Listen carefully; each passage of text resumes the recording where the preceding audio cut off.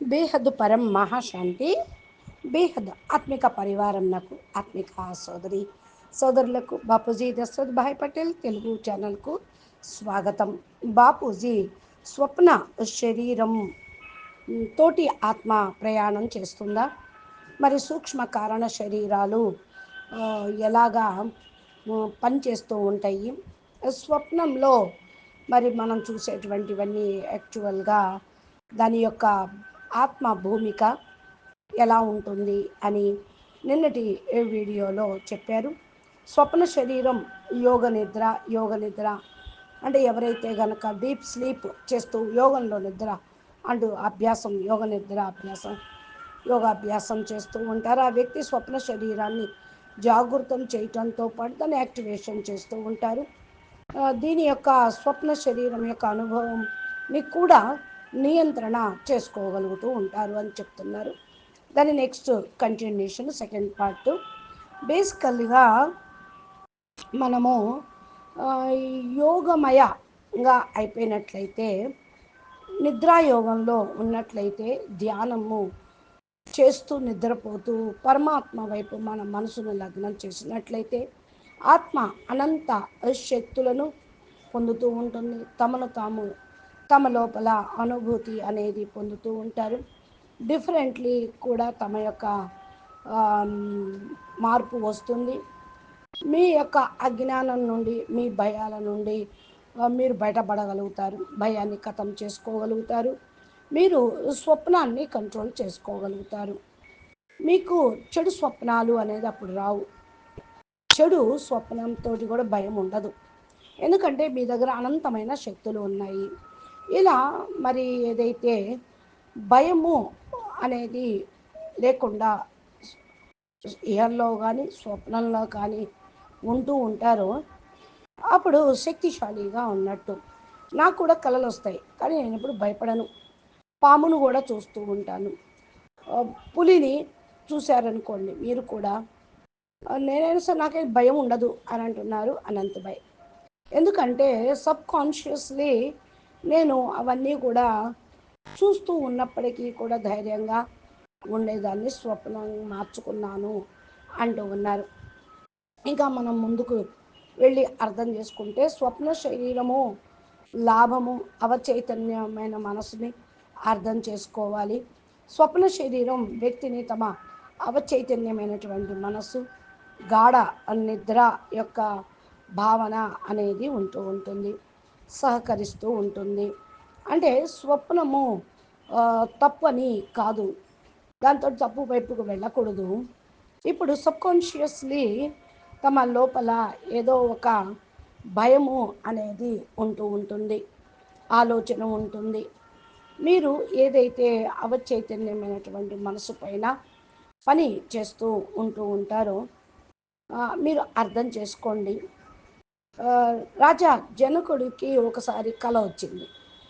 ఆ కళలో ఏం చూశాడో అది సత్యమా, ఇప్పుడు ఉన్నది సత్యమా అంటూ ఆ స్వప్నంలో కొంతమంది మనుషుల్ని చంపడం కోసం ఆయన పరిగెత్తుతూ ఉన్నాడు. రెండో రోజు గురువుని అడిగాడు మహారాజు, మరి నా స్వప్నం సత్యమా, నేను సత్యమా? నేను ఇప్పుడు మీతో పాటు కూర్చున్నాను, ఇది సత్యం కదా.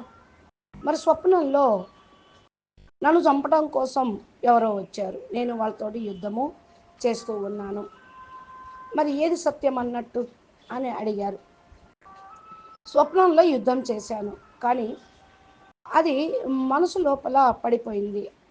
అవచైతన్యమైన మనసు అంటే అచైతన్యంగా ఉంది కనుక ఆ స్మృతులు మీకు వస్తూ ఉంటాయి.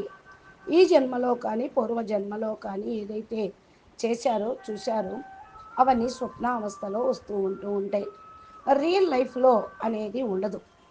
ఇప్పుడు చూడండి, టీవీలో, ఇంటర్నెట్, ఎక్కడో అక్కడ ఇట్లాంటి దృశ్యాల్లో కూడా మీరు చూస్తూనే ఉంటారు. అవన్నీ మన యొక్క స్మృతిలో ఉండిపోతాయి అంటూ ఉన్నారు అనంతభాయ్. ఇదంతా కూడా స్మృతులు, జ్ఞాపకాల యొక్క ఆట. స్మృతిని పరివర్తన చేసుకోవాలి, సంస్కారాల్ని పరివర్తన చేసుకోవాలి. స్మృతి సంస్కారము మారిపోతుంది ఆధ్యాత్మిక వికాసంతో. స్వప్న శరీరం యొక్క మాధ్యమంతో ఆత్మ ఉన్నతమైనటువంటి స్థరాల యొక్క అనుభవాన్ని కూడా పొందుతూ ఉంటుంది. అంటే స్వప్న శరీరంతో ముందుకు ప్రయాణం అవుతూ అవుతూ ఉంటుంది. ఈ శరీరానికి ఏది అడ్డు ఉండదు. గోడైనా, పర్వతమైన, ఆకాశమైన, ఎత్తైన ప్రదేశమైన అట్లా వెళ్ళిపోతూ ఉంటుంది. కానీ స్వప్న శరీరానికి స్థూల శరీరానికి మధ్యన సిల్వర్ కార్డు బొడ్డుతోటి కనెక్షన్ ఉంటూనే ఉంటుంది. అనుభూతి పొందుతుంది కాబట్టి ఇక్కడ మనం ఫీల్ అవుతూ ఉంటారు. నెమ్మది నెమ్మదిగా తమ మనసు, బుద్ధి మరియు సంస్కారాన్ని కూడా మరి అనుభవం అవుతూ ఉంటుంది. అయితే ఇక్కడ ఏంటంటే స్వప్న శరీరం యొక్క మాధ్యమంతో ఆత్మ ఉన్నతమైన స్థరాల్లోకి అంటే హయ్యర్ లేయర్స్లోని అనుభవం చేసుకున్నప్పుడు అక్కడ పవర్ని అనుభవం చేసుకున్నప్పుడు నెమ్మది నెమ్మదిగా మనసు, బుద్ధి, సంస్కారాన్ని కూడా శుద్ధి చేయవచ్చు. స్వప్నాన్ని కూడా శుద్ధి చేసుకోవచ్చు. అలా అని చెడు స్వప్నాలు వస్తే చెడు వైపు వెళతామని కాదు. స్వర్గం యొక్క సీనరీలు చూడొచ్చు. నేనైతే చూడలేదు అనుకోండి. భౌతిక జగత్తులో టెలివిజన్ మరి ఇంటర్నెట్ మరి అక్కడ ఏమీ లేవు, వాళ్ళు చూస్తూ ఉంటారు. నేను ఇక ముందుకి చెప్తూ ఉన్నాను. ఇది కూడా కలగంటము, కళలో ప్రయాణం చేయటం, ఇది కూడా ఒక బంధన. మరి నేను అది చూశాను, నేను అది స్వప్నం అనుకోలేదు, ఆలోచించాను, నా స్థితి ఖరాబ్ అయిపోయింది, దాంట్లో స్వప్నంలో కూడా చెడు ఫీలింగ్స్ వచ్చినాయి, ఇవన్నీ కూడా ఒక బంధంలాగా తయారవుతాయి అంటూ ఉన్నారు అనంతబాయి. నాకైతే మంచి స్వప్నాలు ఏమీ రావటం లేదని కొంతమంది అంటారు. ఇది కూడా ఒక బంధనే కదా. కళలు గంటం కోసం నిద్రపోతామా? మంచి మంచిగా కళలు చూడాలని కళల ప్రపంచంలో కళ్ళు మూసుకొని కూర్చుంటే సరిపోతుందా కర్మ చేయకుండా? అందుకని ఇది ఒక బంధన. స్వప్నంలోకి స్వప్నాలు రాకుండా ఉండటమే చాలా మంచి స్థితి. ఇది పూర్ణ శక్తిశాలి స్థితి. స్వప్నంలో మీరు 10 గంటలు నిద్రపోతూ ఉంటారు. దాంతో టైం వేస్ట్గా కళ వస్తుందని కళ్ళలో చూస్తూ ఉన్నామని ఆనందంలో ఉంటూ 10 గంటలు నిద్రపోతే టైం వేస్టేగా, ఏమి సాధించలేరు. చాలాసార్లు మనకు మంచి స్వప్నాలు వస్తూ ఉంటాయి. ఆ నిద్రపోవటానికి ప్రయత్నం చేస్తూ ఉంటాం. ఎంజాయ్ పెరిగిపోతూ ఉంటుంది ఆ కళల్లో. కానీ నిజ జీవితంలో అవన్నీ ఉండవు కదా. చూడండి, కళలో పెళ్ళైపోయింది, మధ్యలో ఆగిపోయింది అనుకోండి, చింత బాధ వస్తూ ఉంటుంది. అరే నిద్రపో అంటారు, పూర్తి చెయ్యి ఆ కళని అంటూ ఉంటారు. అందుకే ఇవన్నీ బంధనగా తయారు చేసుకోవద్దు మీరు. ఇవన్నీ ముక్తికి కూడా అవరోధాలే అంటున్నారు అనంతభాయ్. స్వప్న శరీరం సమానంగా మరి ఏది లేదనుకుంటే దాన్ని ఎదుర్కోవటం కూడా ఒక్కోసారి భయం అనిపిస్తూ ఉంటుంది. స్వప్న శరీరంలో ఎదుర్కోవటానికి ఈ బంధనాల నుండి విముక్తి పొందాలి ఆ వ్యక్తి జీవితంలో. మరి అప్పుడు ముక్తి పొందగలుగుతూ ఉంటాడు. కరెక్టే కదా. లోపల మరి సబ్కాన్షియస్లీ ఒక రకమైన భయం ఉంటూ ఉంటుంది. ఫోటో కూడా ఎదురుగా వస్తూ ఉంటుంది. అది స్వప్నంగా తయారై ఉంటుంది. భయం యొక్క ప్రతీత ఇది. బయట కళ్ళతోటి ఏదైతే ఇప్పుడు మనం చూస్తూ ఉన్నామో లోపల లోపల కూడా హాజరై అవి లోపల ఉండబట్టే బయటకు కనపడతా ఉంటాయి, కళ్ళు వస్తూ ఉంటాయి.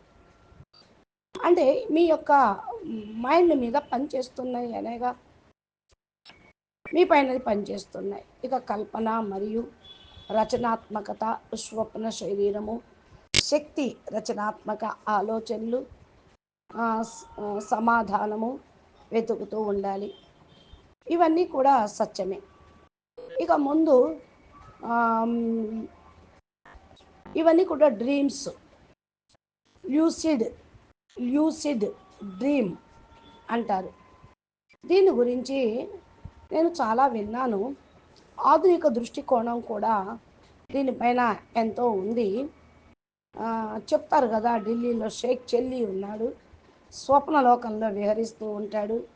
ఆయన దృష్టికోణంలో కల్లో లేని అన్ని ఊహించుకొని ఆనందపడుతూ ఉంటాడు. ఇదొక వ్యసనంలాగా ఉంటుంది, చుట్టుపక్కల వాళ్ళకు కూడా వెళుతూ ఉంటుంది. ఆధునిక విజ్ఞానం స్వప్న శరీరంను ల్యూసిడ్ డ్రీమ్డ్గా చెప్పేస్తూ ఉంటారు. ఈ రూపంలో సమ అర్థం అనేది అవుతూ ఉంటుంది. ఈ స్థితి ఏదైతే వ్యక్తికి తన స్వప్నంలో ఉంటుందో జాగృతమవుతుంది. స్వప్నంను నియంత్రణ చేసుకుంటూ ఉండాలి. ఇది సత్యం. నేనైతే ఆలోచిస్తూ ఉన్నాను, ల్యూసిడ్ డ్రీమ్ అంటే ఏంటి అని. మన స్వప్నాన్ని నియంత్రించుకోవచ్చు అని కొంతమంది చెప్తారు. స్వప్నము అదే నడుస్తూ ఉంటుంది, దాన్ని కంట్రోల్ చేయటం ఎలా అని కొందరు అంటారు. మన యొక్క సమయంని కొద్దిగా అటెన్షన్గా పెట్టుకొని జాగృతం చేస్తూ ఉంటే ఆ స్వప్నాలు కూడా మారిపోతూ ఉంటాయి, దాన్ని మలుచుకోవచ్చు. చూడండి, ఏ విధంగా కుక్క వెనకాల పడుతుంది కల్లో. మనము కొద్దిగా వెంటనే మేల్కొంటాం. అప్పుడేమవుతుంది, కుక్క లేదు, కళ లేదు, వెంటబడేదే లేదు. ఏం చేస్తాం, ఆలోచిస్తూ ఉంటాం, నా దగ్గర కర్ర ఉంది, కర్రతో కొట్టేశాను అని. నేనైతే పరుగు తీస్తూనే ఉన్నాను, నా లోపల ధైర్యం అనేది ఉన్నది, చాలా ఫాస్ట్గా పరిగెడుతూ ఉన్నాను. కాన్షియస్లీ అది స్వప్నంని మార్చుకోవడానికి ప్రయత్నం చేయాలి. ల్యూసిడ్ డ్రీమ్స్లో ఒక స్టేజ్ ఉంటుంది. కొందరైతే ఆటోమేటికల్గా దీన్ని వదిలేసుకుంటూ ఉంటారు. దీనిపైన ఎవరికి నియంత్రణ అనేది ఉండదు. ఇక్కడ ఇప్పుడు జనాలు చెప్పేది స్థితి, మీ స్వప్నంను జాగృతం చేసుకోవాలి, తమ యొక్క స్వప్నంను నియంత్రించుకోవాలి. ఇవన్నీ కూడా జాగృతమై ఈ లెక్కతోటి మనము జాగృత అవస్థలోకి వెళ్ళిపోతూ ఉండాలి. దీని వెనకాల మనోవిజ్ఞానం అంటూ ఏంటి అంటే, స్వప్న శరీరం యొక్క అనుభవము వ్యక్తి యొక్క అచైతన్యమైనటువంటి మనసు, దాని యొక్క భావనల యొక్క ప్రతిబింబము అని చెప్తూ ఉంటారు. మనోవిజ్ఞానం సదా మిమ్మల్ని మీరు ఇదే ప్రశ్నించుకోండి, మీకు ఎలాంటి స్వప్నాలు వస్తూ ఉంటాయి అంటే, మీ భావం ఎలా ఉంటే అలాంటి స్వప్నాలు వస్తూ ఉంటాయి. సిచ్యువేషను అలా ఉంటూ ఉంటుంది. మరి సిచ్యువేషన్లో మీరు ఏమవుతూ ఉన్నారు, ఏం ప్రతిక్రియ చేస్తూ ఉన్నారు మీకు అర్థమైపోతూ ఉంటుంది. మీ యొక్క భావనలు ఎలా ఉంటాయి అని, మీ యొక్క మనసు ఎలా ఉంటుంది అని, బుద్ధి ఎలా ఉంటుంది, సంస్కారాలు ఎలా ఉంటాయి అని, దీని గురించి అర్థం చేసుకోవాలి. దీనికి పైన మరి దీనికి ఏమన్నా మందు ఏమన్నా ఉన్నదా అని అంటే, ఆధ్యాత్మిక దృష్టికోణం ఏంటి ఆలోచించాలి. వేదాలు మరియు ఉపనిషత్తుల్లో స్వప్న శరీరము గురించి ఆత్మకు ఒక మీడియేటర్ అని చెప్తూ ఉంటారు. దీని ద్వారా ఆత్మ సూక్ష్మ లోకాల యొక్క అనుభూతిని పొందుతూ ఉంటుంది. ఈ విషయం పూర్తిగా సత్యం. జాగృత, స్వప్న మరియు సుషుప్తి ఈ యొక్క 3 స్టేజెస్ ఏవైతే ఉన్నాయో, ఆత్మ యొక్క జాగృతి అనేది ఉంటూ ఉంటుంది. ఇక్కడ రెండో స్థలం స్వప్నము. అందుకనే స్వప్నాలు వస్తాయి అంటే,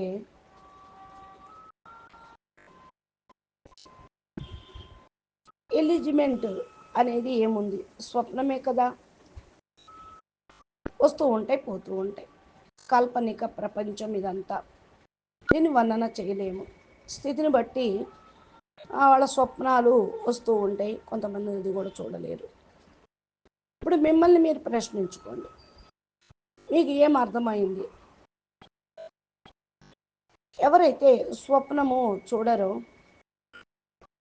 వారిని వెళ్ళి అడగండి, ప్రపంచం ఎలా ఉంది అని. ఆలోచనల ప్రపంచం అయితే అంటూ ఉంటాం, ఆలోచన వికసిస్తూ ఉంటుంది.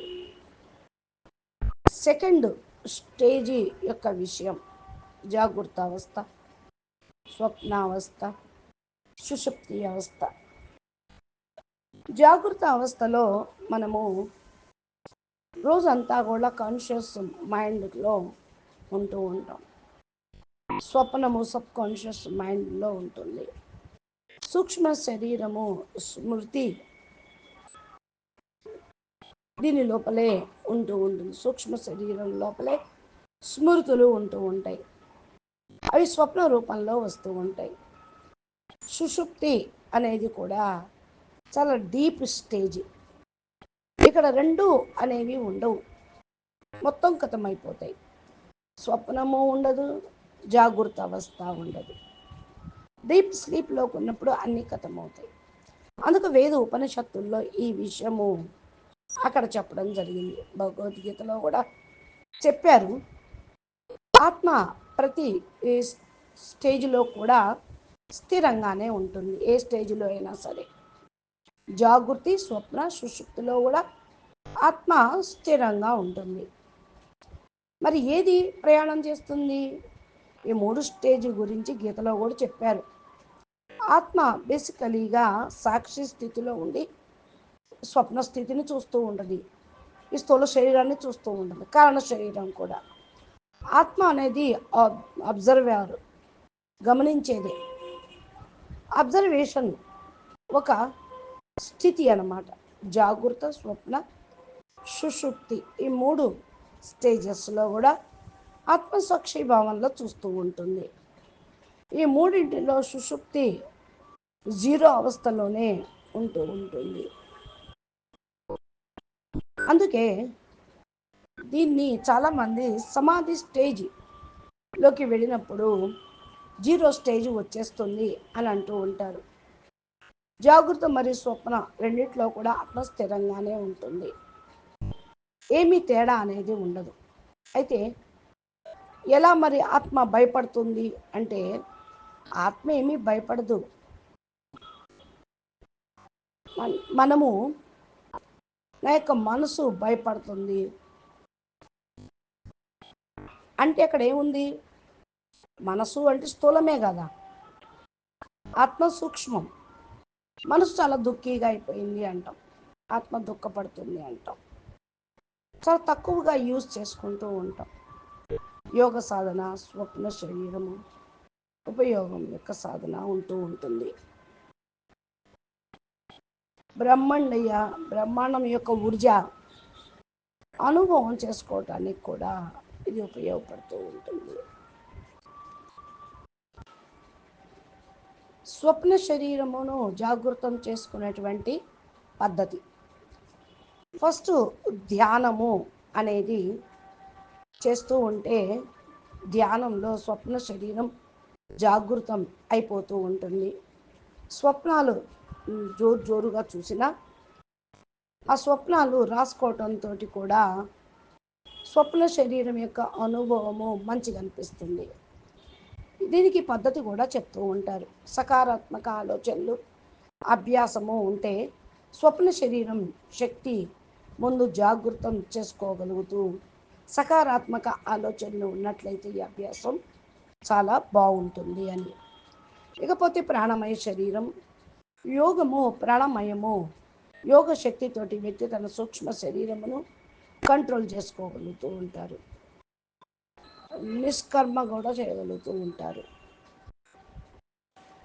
ప్రాణమయ కోశం ఇలా అని కాదు, మనము ఈ యొక్క సకారాత్మక ఆలోచన యొక్క అభ్యాసం చేస్తూ ఉండాలి. ప్రాణాయామము యోగము తోటి వ్యక్తి తన సూక్ష్మ శరీరాన్ని బ్యాలెన్స్ చేసుకోగలుగుతారు. నిష్కర్షంగా లాస్ట్లో మనం చెప్పేది అంటే, స్వప్న శరీరము ఆత్మ మరియు భౌతిక శరీరానికి మధ్య ఉండేటువంటి తమ అవచైతన్యమైన మనసు, గాఢ నిద్రాభావనలు, ఆధ్యాత్మిక స్థితి అర్థం చేసుకోవటానికి ఉపయోగపడుతూ ఉంటాయి.